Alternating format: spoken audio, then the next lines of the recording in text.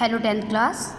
आज आपकी साहित्य सागर से पार्ट 3 को हम पढ़ाएंगे। ये महायज्ञ का पुरस्कार, इस कहानी को हम आपको पढ़ाएंगे, इसका रिवीजन करवाएंगे। ये आपने 9th में पढ़ी थी, इसका हम रिवीजन करवाएंगे। बच्चों, सबसे पहले आप ध्यान दीजिएगा कि महायज्ञ का पुरस्कार, किसी बड़े अच्छे कार्य का हमें पुरस्कार मिलना, इस शीर्षक का अर्थ है। हमें बताया गया है, शुरू से बताया गया कि सभी धार्मिक कार्यों का आधार होता है जीव सेवा। जीवित प्राणी की सेवा करते समय फल प्राप्ति का भाव हमें त्याग देना चाहिए। संकट में पड़े असहाय पशु पक्षियों की प्राण रक्षा करना तथा उनके लिए अपना सब कुछ खो देना किसी महायज्ञ से कम नहीं होता है। यही इस पाठ में बताया गया है। त्याग का सुख तथा कर्म की महिमा समझाते हुए लेखक ने हमें ये शिक्षा दी है, इस पाठ में ये शिक्षा दी है महायज्ञ के पुरस्कार में, कि बड़े बड़े आडंबर ना करके हमें मानवोचित व्यवहार करना चाहिए। मनुष्य के लिए जो उचित है, हमें इतनी योनियों में हम सर्वप्रमुख मनुष्य योनि में हमने जन्म लिया है, तो हमारे लिए जो उचित है हमें वो व्यवहार करना चाहिए। यही सर्वश्रेष्ठ है, सही है, और यही सही रूप में एक महायज्ञ है। तो बच्चों, अब इस कहानी को हम आपको पढ़ाएंगे, ध्यान दीजिएगा। बहुत अच्छी आपकी ये कहानी है। देखिए, एक धनी सेठ थे, अत्यंत विनम्र और उदार। अत्यंत विनम्र थे और उदार थे। धर्मपरायण, धर्म को मानने वाले इतने कि कोई साधु संत उनके दरवाजे से निराश नहीं लौटता था। मतलब कोई भी उनके दरवाजे पे आता था तो उसको कुछ दिए बिना लौटाते नहीं थे। भरपेट भोजन पाता था। जो भी साधु संत उनके दरवाजे पर आता था उसको भरपेट भोजन मिलता था। भंडार का द्वार सबके लिए खुला रहता था। उनके पास जो कुछ भी भंडार था उसका द्वार वो सबके लिए खोल करके हमेशा रखते थे। कभी ये नहीं सोचते थे कि किसी को देना है और किसी को नहीं देना है। जो भी ज़रूरतमंद उनके पास पहुंचता था वो सबको सब कुछ देते थे। जो हाथ पसारे, जो हाथ पसारना मतलब फैलाना, जो हाथ फैलाता था, जो मदद की उम्मीद लेकर उनके पास जाता था वही पाता था।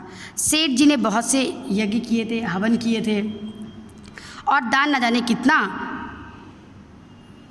दान में न जाने कितना धन दीन दुखियों में बांट दिया था, उसका कोई हिसाब नहीं था। पर सब दिन होत न एक समान, पर सब दिन एक समान नहीं होता है, ऐसी एक लोकोक्ति है, एक कहावत प्रचलित है हमारे में कि सब दिन एक समान नहीं होता है। कभी सुख कभी दुख, कभी दुख कभी सुख जीवन में लगा रहता है। अकस्मात अचानक दिन फिरे, दिन बदले और सेठ को गरीबी का मुंह देखना पड़ा। सेठ जी गरीब हो गए, उनको गरीबी का मुंह देखना पड़ा। संगी साथियों ने भी मुंह फेर लिया। अब ये बोलते हैं कि धन से ही अपने साथियों की, अपनों की पहचान होती है।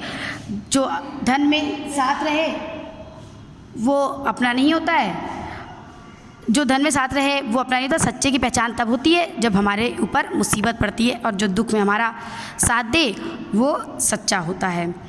अब कहते हैं कि जब निर्धन सेठ जी हो गए तो उनके संगी साथियों ने उनसे मुँह फेर लिया, मुहावरा। और नौबत यहाँ तक आ गई कि सेठ और सेठानी को भूखे मरने लगे, कि सेठ और सेठानी भूखे मरने लगे। कोई भी उनकी मदद करने के लिए उनका परिवार वाला नहीं आया। उन दिनों एक प्रथा प्रचलित थी। अब यहाँ पर लेखक बता रहे हैं जिस समय की घटना का वर्णन किया, कहा कि उस समय एक प्रथा प्रचलित थी, एक नियम था कि यज्ञों के फल का क्रय विक्रय होता था। यानी लोग जो भी पूजा पाठ हवन करते थे तो उसके फल का क्रय विक्रय हुआ करता। लोग उसके फल को बेचा और ख़रीदा करते थे। जैसे आज के ज़माने में हम लोग सामान खरीदते हैं, तो वैसे यज्ञ, किसी ने कोई बड़ा यज्ञ किया, उसको हमने खरीद लिया, उसके बदले में पैसे दे दिए। छोटा बड़ा जैसा यज्ञ हो उसके अनुसार मूल्य मिल जाता था। जब बहुत तंगी हुई, बहुत निर्धनता आ गई, बहुत गरीबी हो गई, तो एक दिन सेठानी ने कहा, ना हो तो एक यज्ञ ही बेच डालो, कुछ तो पैसे आएंगे, उससे खर्चा चलेगा। यज्ञ बेच दो, उसके बदले में कुछ पैसा ले आओ। सुनकर पहले तो सेठ बहुत दुखी हुए, पर बाद में अपनी तंगी का विचार कर एक यज्ञ बेचने के लिए तैयार हो गए। पहले तो सेठ सुने, बहुत दुखी हुए, कि लो अब ये समय आ गया कि यज्ञ बेचना पड़ेगा मुझे।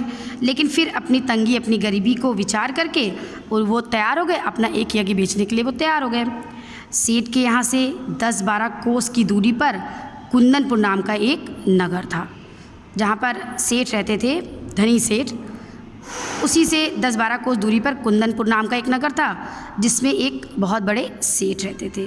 लोग उन्हें धन्ना सेठ कहते थे। बच्चों ध्यान रखिएगा, धनी सेठ वो जो गरीब हो गया, धन्ना सेठ जिसके पास यज्ञ बेचने के लिए सेठ जाता है। दोनों क्वेश्चन पूछा जाएगा तो दोनों को ध्यान से लिखिएगा। धन्ना सेठ धनी को लिख देंगे तो कट जाएगा, या धनी सेठ को धन्ना लिख देंगे तो कट जाएगा। तो ध्यान रखिएगा दोनों में, जिसके पास यज्ञ बेचने जाते हैं धनी सेठ, वो धन्ना सेठ है, कुंदनपुर में रहते हैं। ये अफवाह थी कि उनकी सेठानी की को कोई दैवी शक्ति, मतलब कोई अलौकिक शक्ति प्राप्त है, जिससे वह तीनों लोगों की बात जान जाती। 3 लोग, धरती आकाश पाताल, तीनों लोग की बात जान जाती है। धन की उनके पास कोई कमी नहीं थी, यानी जो धन्ना सेठ थे कुंदनपुर के, उनके पास धन की कोई कमी उनके पास नहीं थी। विपत्तिग्रस्त, विपत्ति में फंसे सेठ ने उन्हीं के हाथ एक यज्ञ बेचने का विचार किया। सेठ ने उन्हीं के हाथ एक यज्ञ बेचने का, यानी कि धन्ना सेठ के हाथ एक यज्ञ बेचने का सोचा। दूर की मंजिल थी तो सेठानी पड़ोसी के यहाँ से थोड़ा सा आटा मांग लाई, और रास्ते के लिए उन्होंने सेठ को 4 मोटी मोटी रोटियां बना करके पोटली में बांध कर दे दी कि भूख लगेगी और वो रास्ते में खा लेंगे। सेठ बड़े तड़के मतलब बहुत सुबह उठे और कुंदनपुर की ओर चल गए। तड़के जब सूर्योदय नहीं हुआ तो सूर्य की किरणें नहीं बिखरी होती हैं, अंधेरा ही थोड़ा सा हो रहता है, अभी अंधेरा ही आसमान में रहता है, तो उसे बोलते हैं उजाला होना शुरू होता है। सेठ ने सोचा कि सूरज निकले, जब तक जितना पार कर लूँ उतना अच्छा है, मतलब गर्मी से परेशान हो जाऊँगा, सूरज निकलेगा अपनी गर्मी से तर पाएगा, इससे अच्छा जितना मैं पार कर सकता हूँ रास्ता उतना पार कर लूँ। यह सोचकर वे खूब तेज़ चले, लेकिन आधा रास्ता पार करते करते धूप में इतनी तेज़ आ गई कि चलने में सेठ को कष्ट होने लगा। मतलब वो जो सोचे थे कि धूप निकलने के पहले मैं पहुँच जाऊँगा, तो ऐसा नहीं हुआ। पसीने से उनकी सारी देह लथपथ हो गई, मतलब पूरा पसीना पसीना उनके शरीर पर हो गया, और भूख भी उनको लगने लगी। चलते चलते भूख भी लग गई। सामने वृक्षों का एक कुंज, बागीचा और कुआं देखकर सेठ ने सोचा चलो इसी बागीचे में रुकते हैं, पानी खींचेंगे, पानी पिएंगे, कुछ विश्राम करेंगे, खाएंगे पिएंगे। ये सोचकर उस कुंज की ओर बढ़े, बागीचे की ओर बढ़ गए। उन्होंने पोटली से लोटा निकाला, डोर निकाली, कुएं से पानी खींचा और हाथ पैर धुले। उसके बाद 1 लोटा पानी लेकर एक पेड़ के नीचे आ बैठे और खाने के लिए रोटी निकालकर अभी तोड़ने वाले थे कि उन्होंने देखा कि निकट उनके पास ही कोई हाथ भर की दूरी पर एक कुत्ता पड़ा छटपटा रहा था। उन्होंने कुत्ते को देखा, भूख से छटपटा रहा था। बेचारे का पेट कमर से लगा था। सेठ को रोटी खोलते देख वह बार बार गर्दन उठाता, मतलब उसको भूख लगी थी, वो कुछ खाना चाह रहा था, बहुत कमज़ोर महसूस कर रहा था, तो बार बार अपनी गर्दन उठा रहा था, खाना देख रहा था, लेकिन वो इतना दुर्बल था कि उसकी गर्दन गिर जाती थी। यह देख सेठ का हृदय दया से भर आया। बेचारे को कई दिन से खाना नहीं मिला दिखता, तभी तो यह हालत हो गई। सेठ ने सोचा कहीं से खाना नहीं खाया होगा, तभी कुत्ते की ऐसी हालत हो गई। सेठ ने एक रोटी उठाई और टुकड़े पर करके कुत्ते के सामने डाल दिया। कुत्ता भूखा तो था ही, धीरे धीरे सारी रोटी खा ली, यानी एक रोटी सेठ ने अभी दी।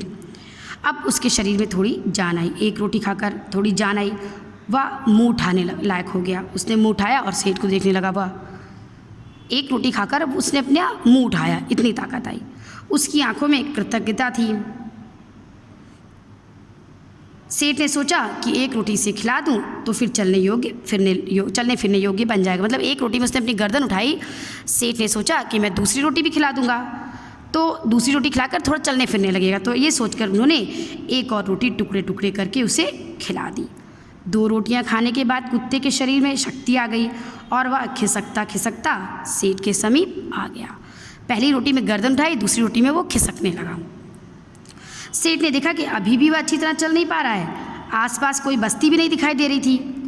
तो फिर सेठ ने सोचा एक रोटी से और दे दो, यानी 1 दी, 2 दी और 3। सेठानी ने उनको 4 ही रोटी बांध करके दी थी, उन्होंने 3 रोटी कुत्ते को दे दी। उन्होंने सोचा कि दे दूंगा तो फिर कुत्ता चल फिर सकेगा, मेरा क्या, जैसे 2 खाई वैसे 1, थोड़ी देर में कुंदनपुर पहुंच जाऊंगा, फिर वहाँ कुछ ना कुछ खा लूँगा। सेठ ने तीसरी रोटी उठाई और कुत्ते को खिला दी। अब एक रोटी बची, उसे लेकर वे स्वयं खाने वाले ही थे कि सेठ ने देखा कुत्ते की आंख अब भी उसकी ओर जमी है। उन आंखों में करुण याचना थी, मांगने का भाव था। वो मतलब कुत्ता और रोटी चाह रहा था। यहाँ तक बच्चों रखिएगा, इसके बाद हम आपको कल की समरी भेजेंगे।